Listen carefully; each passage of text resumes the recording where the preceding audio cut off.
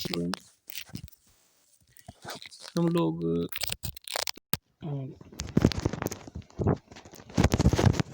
Pair of linear equation variables दो चर वाले रैखिक समीकरण युग्म को कर रहे थे और हम लोगों ने 3.3 एक्सरसाइज के आई थिंक कर लिए थे, क्वेश्चन 3 तक कर लिए थे और चौथा क्वेश्चन है a taxi charges in a city consist of a fix charge together with the charge for the distance covered. तो सपोज कि हमारे पास एक कोई टैक्सी है, ये टैक्सी है, तो जब इसमें चलना है, सपोज किसी घर तक चलना है, तो ये दो चार्जेस लेता है, एक फिक्स चार्ज और दूसरा पर किलोमीटर का चार्ज। ठीक है, फिक्स चार्ज क्या होता है, जैसे गाड़ी वाला जब चलना शुरू करता है तो फिक्स चार्ज इनका होता है लगभग हमारे एरिया में 70 रुपये, ये अतिरिक्त लेते हैं। और फिर जितने किलोमीटर के हिसाब से चलना है उसका 10 या 20 रुपये प्रति किलोमीटर के हिसाब से जोड़ते हैं। जैसे अगर हमने कुफरी से जनर तक जाना है तो शायद 300 रुपये लगता है, जबकि कुन्नू तक का 600। तो आप समझ सकते हैं कुन्नू काफ़ी दूर है जबकि जनर काफ़ी नज़दीक है। तो एक जो टैक्सी चालक होता है वो दो तरह के चार्जेस जो हैं वो भाड़े पे दो तरह के चार्जेस लगाता है। एक फिक्स चार्ज होगा, ठीक है, एक हुआ फिक्स चार्ज और दूसरा हुआ पर किलोमीटर वाला। ठीक है, डिस्टेंस जितना कवर्ड हुआ। तो एक टैक्सी चालक है वो क्या करता है, एक जब गाड़ी चलाता है तो एक नियत भाड़ा फिक्स चार्ज लेता है और साथ में जितना डिस्टेंस किया है कवर उसने, उस हिसाब से वो पैसे भी लेता है। तो बिल्कुल दो तरह की चीज़ें यहाँ आई हैं। तो हम मान लेंगे कि मान लो वो जो फिक्स चार्ज है वो x है, लेट द फिक्स चार्ज भी x रुपीज़ पर किलोमीटर, और जो पर किलोमीटर वाला चार्ज है वो y रुपीज़ पर किलोमीटर। हम मान लेंगे कि मान लो नियत भाड़ा बराबर है x रुपये प्रति किलोमीटर और प्रति किलोमीटर भाड़ा बराबर है y kilometre, y rupees, y है ना, y रुपीज़ पर किलोमीटर। उसके बाद हम for a distance of 10 kilometre the charge paid is 105। मतलब 10 किलोमीटर चलने के लिए उसने 105 रुपये दिए। तो 10 किलोमीटर जब चला तो भाड़ा किस प्रकार से चलेगा, एक नियत भाड़ा जमा 10 किलोमीटर चला तो प्रति किलोमीटर के हिसाब का किराया कितना है, वाई है ना। देखिए एक नियत भाड़ा एक्स वो तो लगेगा और जितने किलोमीटर चला उतने गुणा 10 है ना, जितने किलोमीटर चला उतने गुणा वाई बराबर है 105। तो ये हो गया आपका पहला समीकरण। ठीक है, अब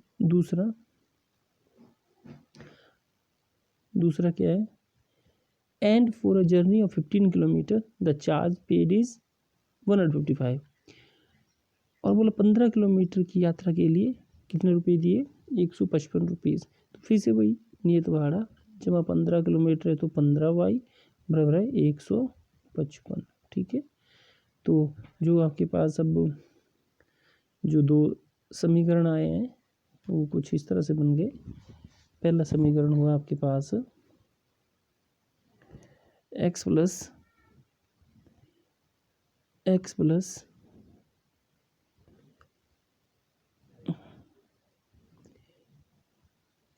प्लस 10y इक्वल टू 105 और दूसरा आया x plus 15y equal to 155। तो प्रतिस्थापन विधि से किसी भी एक से, जैसे मान लो ये समीकरण नंबर 1, ये समीकरण नंबर 2 हो गया, तो दूसरे समीकरण से x बराबर है 155 माइनस 15y। अब इसको दे देंगे हम लोग 3, तो अब बोलेंगे 3 को 1 में भरने पर पुटिंग 3 इन 1 इम्प्लाइज क्या आया 155 माइनस 15y जमा 10y बराबर है 105, तो यहाँ से आ गया 155 माइनस 5y बराबर है 105 या माइनस 5y बराबर 105 माइनस 155, तो ये रहे -50 माइनस 5y बराबर माइनस 50, तो y आ गया -50 बटा 5, -5 ही ना काट के आया 10, तो y का मान कितना है 10। अब x का मान निकालना है हमने, तो वो तीसरे समीकरण से, तो आप लिखेंगे जो थर्ड है इम्प्लाइज, थर्ड क्या था आपके पास, थर्ड था x बराबर 105 माइनस नहीं 155 माइनस 15y, तो यह आ गया 155 माइनस 15 गुणा 10, तो यह आ गया 155 माइनस 150 और x आ गया 5। तो क्या हुआ फिर हमारे पास जो नियत भाड़ा है फिक्स चार्ज है, तो अब लिखेंगे जो निश्चित किराया है ये नियत भाड़ा है, ये फिक्स चार्ज है, वो है fix charge is equal to ₹5.00 और पर किलोमीटर चार्ज जो है प्रति किलोमीटर भाड़ा वो कितना है 10। तो ये हमारे पास क्या हुआ फिर आंसर, ठीक है। तो इसके बाद एक और क्वेश्चन है, ये बिंदी में पढ़ रहा हूँ मैं। यदि किसी भिन्न के अंश और हर में 2 जोड़ दिया जाए, तो सबसे पहले आप ये समझिए भिन्न होती क्या है। भिन्न क्या होती है, भिन्न हमारे पास जो फ्रैक्शन है वो क्या होता है, भिन्न होता है हमारे पास अंश बटा हर। तो अंश कितना x मान लो और हर कितना मान लो y। फिर प्रश्न के हिसाब से चलना है आपने। यदि किसी भिन्न के अंश में 2 जोड़ दिया तो x जमा 2, और किसी भिन्न के अंश और हर दोनों में 2 जोड़ दिया ना, तो यहाँ से y जमा 2, तो भिन्न बन जाती है 9/11, और इसको आप ऊपर नीचे गुणा कर लीजिए यहीं पे, तो क्या आ जाएगा 11 x जमा 2 बराबर 9 गुणा y जमा 2। सेम कंडीशन आपके पास दूसरे इससे आ जाएगी, जब अंश और हर दोनों में 3 जोड़ दिया जाएगा, तो 2 समीकरण आपके पास आएंगे, दोनों समीकरणों को हल करके आपके पास x और y का मान निकल आएगा और वो भिन्न भी मिल जाएगी, ठीक है। इम्पोर्टेंट क्वेश्चन, अगला क्वेश्चन जो है 5 वर्ष बाद जैकब की आयु पुत्र की आयु से 3 गुनी हो जाएगी। 5 वर्ष बाद जैकब की आयु पुत्र की आयु की 3 गुनी हो जाएगी। पुत्र की आयु कितनी हुई, पुत्र की आयु आई नहीं पता, तो मान लो पुत्र की आयु है x, जैकब की आयु है y, ठीक है। अब देखते हैं क्या प्रश्न के हिसाब से बन रहा है। प्रश्न के हिसाब से क्या बन रहा है, प्रश्न में लिखा है कि प्रश्न में लिखा है कि 5 वर्ष बाद जैकब की आयु, तो आप सबसे पहले लिखेंगे मान लो जैकब की आयु बराबर है x वर्ष, मान लो जैकब के पुत्र की आयु बराबर है y वर्ष। तो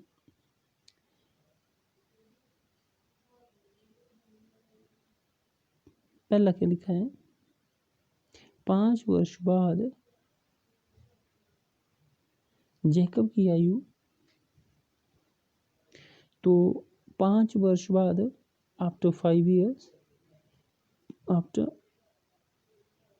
5 ईयर्स जैकब की आयु कितनी होगी x जमा 5, और पुत्र की x जमा 5 और पुत्र की आयु, ये मैंने अगर ये पहले जैकब लिया है तो x ना, और ये उसका पुत्र लिया है तो y है, ठीक है।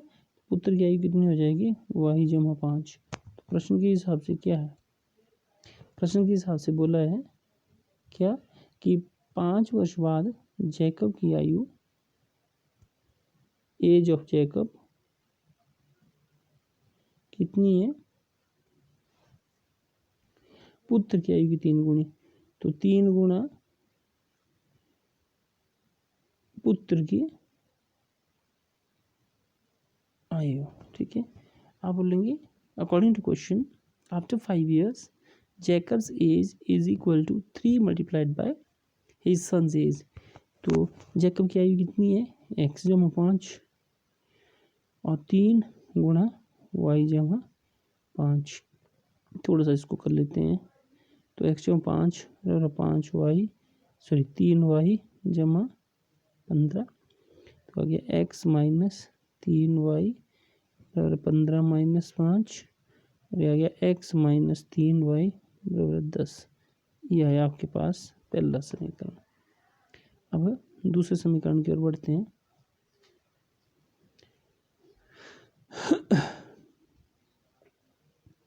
दूसरे समीकरण में क्या बोला है कि 5 वर्ष पहले तो 5 वर्ष पहले की देखनी पड़ेगी हमें। तो वर्तमान आयु यदि x और y है तो 5 वर्ष पहले क्या होगी, यह आ जाएगा बिफोर